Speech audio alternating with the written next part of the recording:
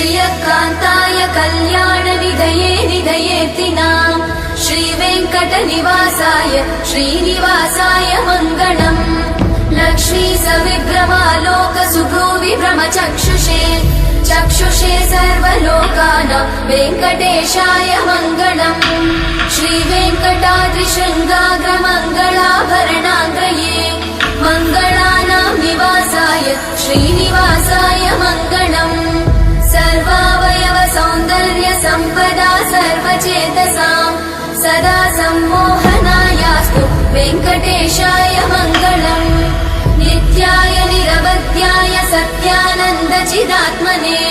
सर्वान्तरात्मने श्रीमद् वेङ्कटेशाय मङ्गलम् स्वतः सर्वविदे सर्वशक्तये सर्वशेषिने सुलभाय सुशीलाय वेङ्कटेशाय मङ्गलम्।